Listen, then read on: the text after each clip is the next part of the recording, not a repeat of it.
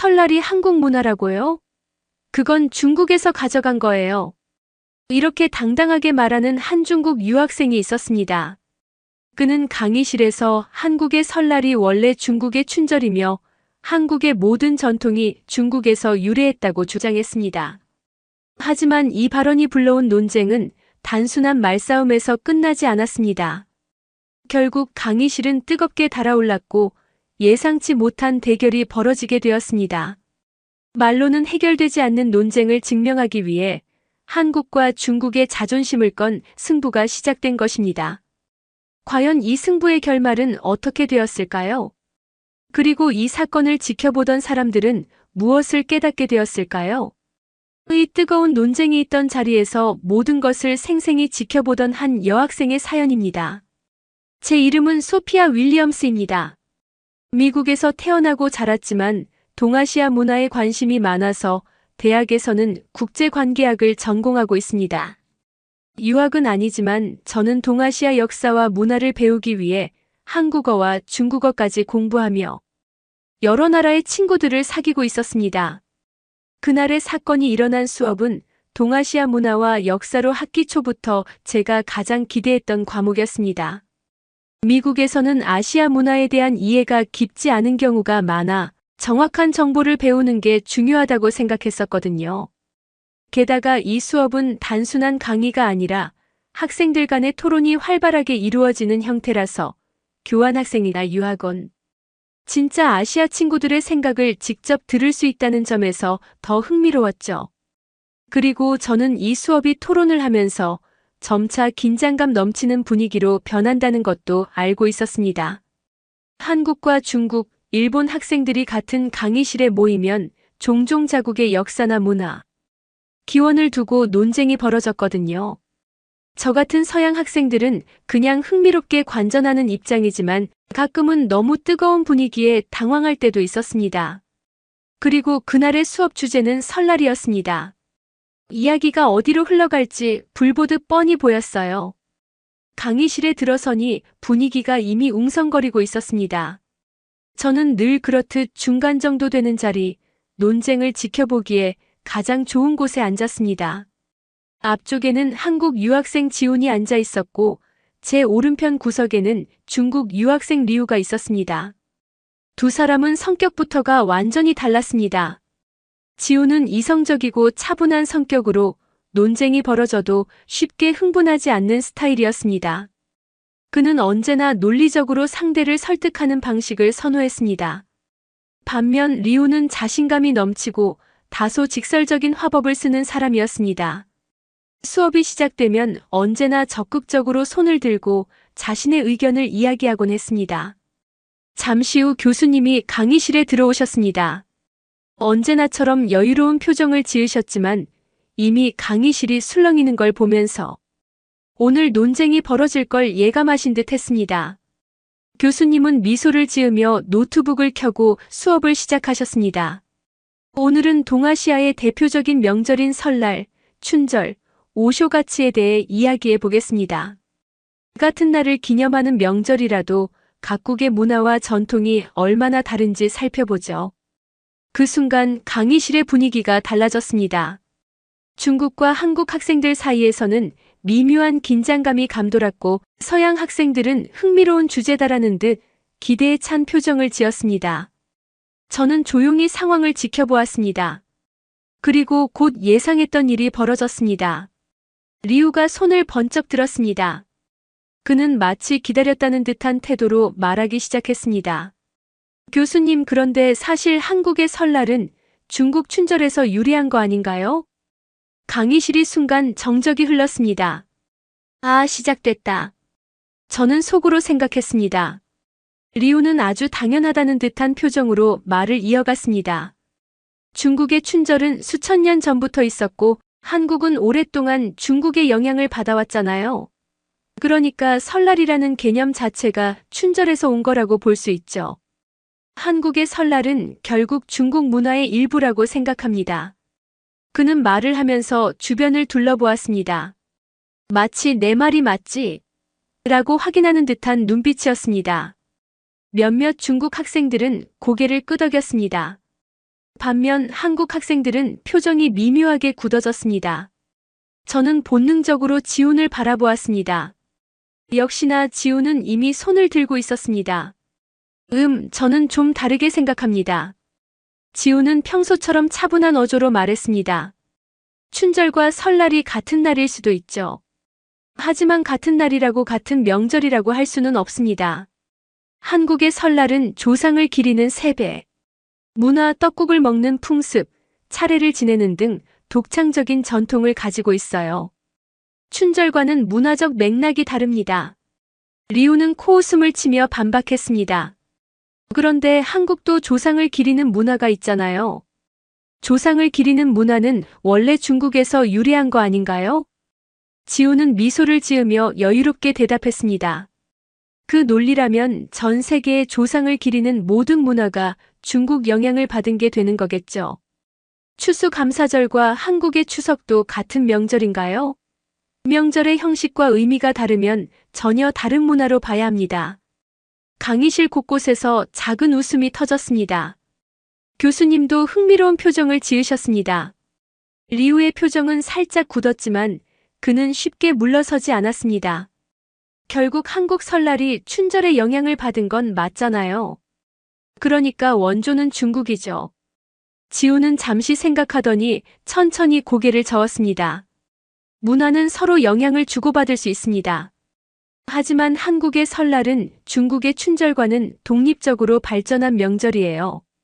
세배를 하는 것도 설날에 떡국을 먹는 것도 모두 한국에서만 볼 수 있는 전통이죠. 리우는 여전히 납득하지 못하는 표정이었습니다. 저는 이 대화를 흥미진진하게 지켜보면서 속으로 생각했습니다. 이 논쟁이 어디까지 갈까? 강의실은 다시 조용해졌습니다. 교수님은 두 학생을 번갈아 바라보더니 미소를 지으며 입을 여셨습니다. 아주 흥미로운 논쟁입니다. 하지만 문화의 기원을 단순히 누가 먼저 했다로 나누는 것은 복잡한 문제입니다. 한국의 설날이 춘절과 연관이 있을 수도 있지만 한국의 전통 문화로 자리 잡았다는 점도 부정할 수 없죠. 저는 교수님의 말을 들으며 이 논쟁이 아직 끝나지 않았다는 걸 직감했습니다. 하지만 한국은 역사적으로 중국의 영향을 많이 받았잖아요. 설날도 결국 그런 영향을 받아서 생긴 거라면 뿌리는 같다는 걸 부정할 수 없지 않습니까? 지우는 한숨 대신 가볍게 웃으며 고개를 저었습니다. 그렇죠. 문화는 항상 영향을 주고받습니다. 하지만 시간이 지나면서 각 나라의 독창적인 특징을 가지게 되죠. 한국의 설날은 오랜 세월 동안 한국만의 방식으로 자리 잡은 명절입니다. 지훈의 말은 일관되고 명확했습니다. 그의 목소리에는 흔들림이 없었고 감정적으로 대응하려는 기색도 전혀 없었습니다. 예를 들어 일본의 오쇼가츠도 원래 중국 춘절에서 영향을 받았다고 볼 수 있습니다. 하지만 지금은 일본만의 명절로 발전했죠. 같은 논리로 한국 설날도 춘절과는 다른 한국만의 독특한 전통과 문화를 형성해 온 겁니다. 지훈의 설명은 너무나 논리적이어서 반박하기 어려워 보였습니다. 저는 그의 차분하고 이성적인 태도에 감탄했습니다. 그런데 그 순간 리우의 표정이 조금씩 굳어가는 것을 볼 수 있었습니다. 그는 뭔가 더 강한 주장을 하려고 애쓰는 듯 했습니다. 그리고 예상하지 못했던 방향으로 이야기를 끌고 갔습니다. 한국의 시그니처인 김치를 건드린 리우의 말이 끝나자 강의실이 순간 조용해졌습니다. 공기가 무겁게 가라앉으며 학생들은 서로의 얼굴을 살폈습니다. 한국 학생들 중 몇몇은 눈썹을 치켜 올렸고 어떤 학생들은 어이없다는 듯 가볍게 헛웃음을 내뱉었습니다. 하지만 아무도 섣불리 말을 꺼내지 않았습니다. 마치 지금 방금 뭐라고 했다고? 라는 분위기가 강의실을 지배했습니다. 반면 중국 학생들 일부는 고개를 끄덕이며 리우의 말에 동조하는 듯 했습니다. 그들 중 한 명은 조용히 친구의 팔을 툭 치며 속삭였고 또 다른 학생은 팔짱을 낀 채 자신만만한 표정을 짓고 있었습니다. 그러나 그 와중에도 지우는 여전히 차분했습니다. 그는 무표정한 얼굴로 리우를 바라보았지만 그의 눈빛에는 묘한 단호함이 느껴졌습니다. 김치가 파오차이에서 유래했다는 주장은 한국인 입장에서 굉장히 황당하게 들립니다. 지훈의 목소리는 흔들림 없이 단단했지만 그 안에는 확신이 가득 차 있었습니다. 그의 말이 떨어지자마자 한국 학생들 사이에서 미묘한 긴장감이 흘렀습니다. 김치는 한국에서 수백 년 동안 발전해온 발효 음식입니다. 파오차이는 단순한 절임 요리지만 김치는 고추, 젓갈, 다양한 양념을 사용해 깊은 맛을 내는 전혀 다른 음식이죠. 지훈이 말을 이어갈 때마다 강의실 여기저기에서 작은 반응이 나왔습니다. 일부 학생들은 고개를 끄덕였고 몇몇은 스마트폰을 꺼내 관련 내용을 검색하는 듯 했습니다. 그러나 리우는 여전히 기세등등한 태도를 유지했습니다. 그는 지훈의 말을 듣는 내내 피식거리며 코웃음을 치더니 팔짱을 낀 채 한숨을 내쉬며 비꼬듯 말했습니다. 그래도 김치라는 개념 자체는 중국에서 온 거 아닌가요? 결국 조상님들이 만들어서 전해준 거죠. 한복도 마찬가지입니다. 한푸에서 변형된 거니까 한국에서 전통 의상이라고 주장하는 게 좀 우스워 보일 수도 있겠네요. 강의실 여기저기서 낮은 탄성이 터져나왔습니다. 한국 학생들 중 몇몇은 리우를 노려보았고 어떤 학생은 황당하다는 듯 머리를 내저었습니다. 몇몇 학생들은 손을 들려다 말았지만 지훈이 다시 입을 열자 조용히 그의 말을 기다렸습니다. 지훈은 표정을 바꾸지 않았습니다. 그는 깊이 숨을 들이마신 후 마치 마지막 한 방을 날리듯 차분하고 또렷한 목소리로 말했습니다. 한복과 한푸는 디자인부터 착용 방식, 상징성까지 모두 다릅니다. 옷이라는 공통점이 있다고 해서 모든 전통 의상이 같은 문화에서 유래했다고 볼 수는 없습니다. 그 순간 서양 학생들 중 몇몇이 흥미롭다는 듯 몸을 앞으로 기울였습니다. 지훈의 말이 논리적으로 정연했기 때문일까요? 아니면 그의 침착한 태도 때문이었을까요? 강의실의 분위기는 점점 리우에게 불리하게 흘러가고 있었습니다. 교수님도 고개를 끄덕이며 말을 덧붙이셨습니다. 맞습니다. 문화는 항상 변화하고 발전합니다. 한국의 김치와 한복은 한국의 역사적, 사회적 맥락에서 독립적으로 발전한 문화입니다. 다른 나라의 비슷한 요소와 비교하는 것은 흥미롭지만 그것만으로 그 문화를 부정할 수는 없습니다. 그제야 리우는 미세하게 얼굴을 찡그렸습니다. 그는 한동안 아무 말 없이 입술을 깨물었고 마침내 작게 한숨을 내쉬며 어딘가 불편한 표정을 지었습니다. 논쟁의 흐름이 이제 완전히 바뀌고 있었습니다. 저는 순간 리우가 더 이상 반박하지 못할 것 같다고 생각했습니다. 하지만 제 예상은 틀렸습니다. 리우는 논리적으로 반박할 여지를 찾지 못했는지 갑자기 논쟁의 방향을 완전히 틀어버렸습니다. 좋습니다. 말싸움은 여기까지 하죠. 그런데 한국 설날 놀이도 원래 중국에서 유래한 거 아니에요? 제가 더 잘할 수 있으니까 직접 증명해보죠. 리우의 말이 끝나자 강의실이 갑자기 술렁였습니다. 순간적으로 학생들은 서로를 바라보며 웅성거렸고 서양 학생들은 어리둥절한 표정을 지었습니다. 단순한 논쟁이 실전 대결로 이어질 줄은 아무도 예상하지 못했기 때문입니다. 저는 의아한 마음에 리우를 쳐다보았습니다. 이게 무슨 황당한 전개지. 분명 토론이 벌어지는 것은 예상했지만 전통놀이로 승부를 보자고 할 줄이야.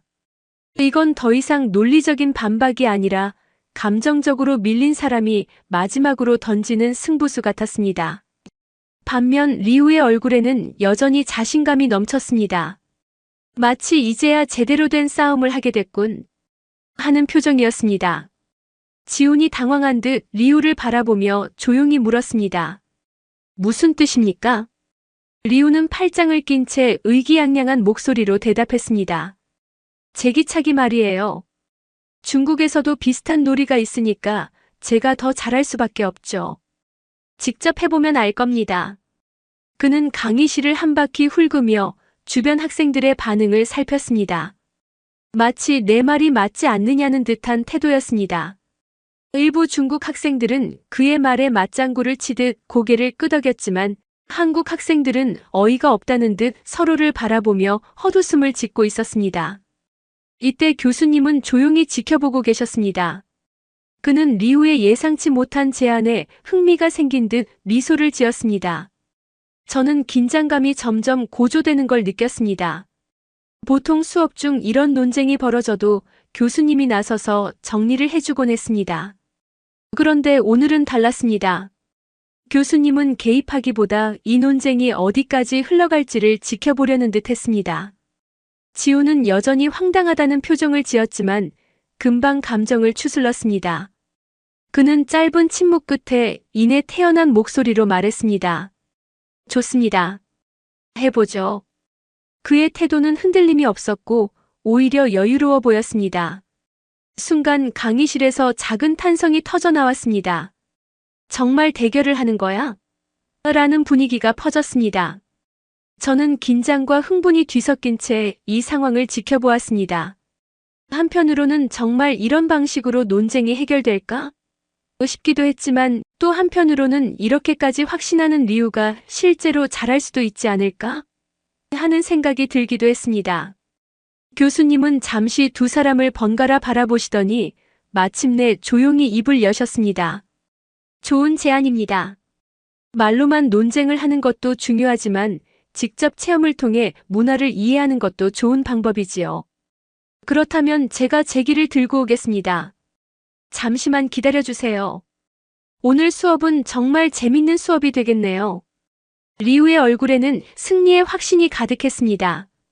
그는 자신이 반드시 이길 것이라고 믿고 있는 듯 보였습니다. 강의실 분위기는 이제 흥분과 기대감으로 바뀌었습니다. 저는 속으로 생각했습니다.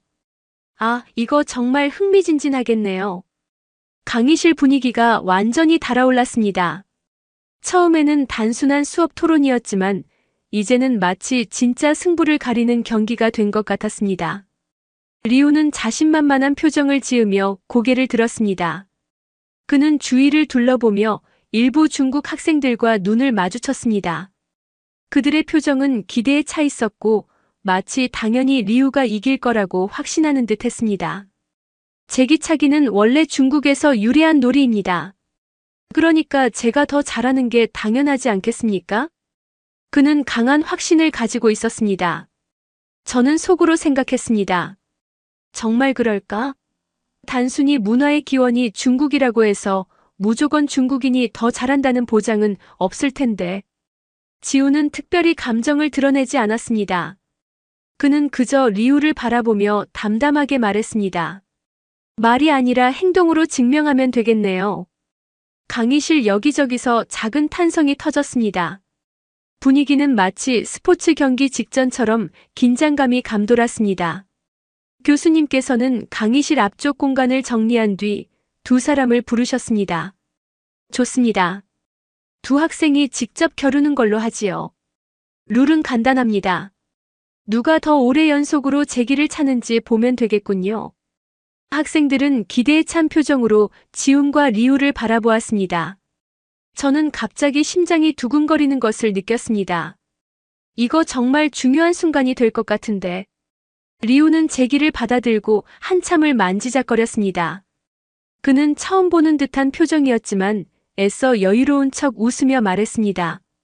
아, 이거 아주 쉬운 놀이네요. 그냥 차기만 하면 되는 거 아닙니까? 그 말에 몇몇 학생들이 웃었습니다. 저는 순간 리우가 연습을 전혀 해본 적 없는 게 아닐까 하는 생각이 들었습니다. 반면 지우는 제기를 손끝으로 가볍게 튕기며 감각을 익히고 있었습니다. 그의 손놀림은 자연스러웠고 마치 이미 익숙한 것처럼 보였습니다. 교수님께서 손을 들었습니다. 좋습니다. 두 분 다 준비되셨나요? 지훈과 리우는 동시에 고개를 끄덕였습니다. 그럼 시작합니다. 하나, 둘, 셋. 리우는 제기를 바닥에 떨어뜨렸다가 급하게 발로 차 올렸습니다.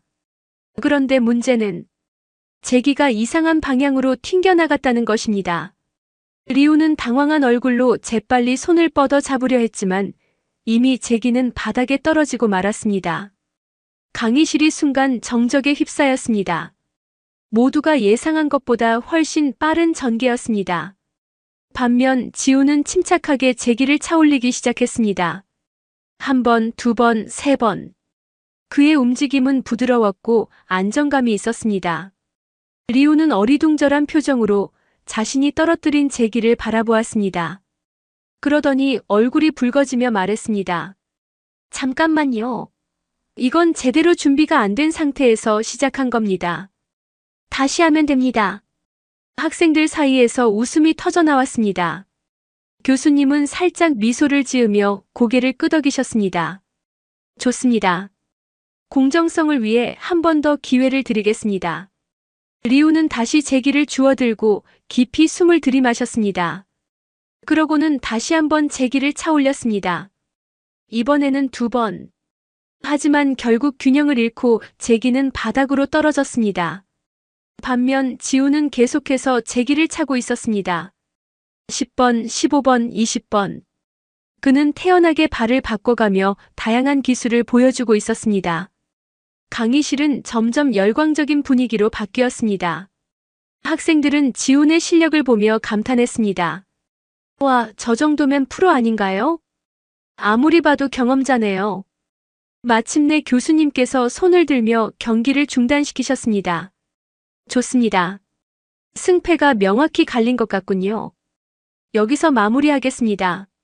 리우는 자신의 패배를 실감한 듯 했습니다. 그는 입을 꾹 다물었고 얼굴이 점점 붉어졌습니다. 이 방식은 원래 제가 알던 것과 다릅니다. 리우는 갑자기 큰 소리로 외쳤습니다. 그의 목소리에는 억울함이 묻어 있었습니다. 중국에서 하던 방식이랑 다르니까 제대로 실력을 발휘할 수 없었어요. 이건 불공평합니다. 하지만 강의실 분위기는 점점 싸늘해졌습니다.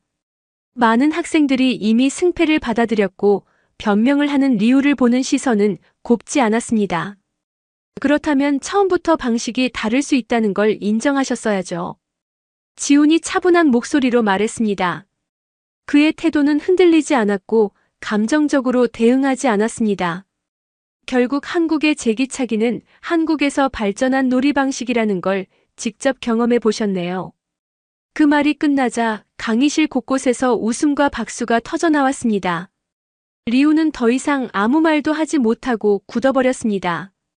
그러더니 결국 고개를 숙이고 강의실을 나가버렸습니다. 남아있던 학생들은 속이 시원하다는 듯한 표정을 지었습니다. 사실 많은 학생들이 리우의 태도에 답답함을 느끼고 있었습니다. 그는 늘 중국을 앞세워 수업을 방해하거나 사실을 왜곡하며 논쟁을 일으키곤 했습니다.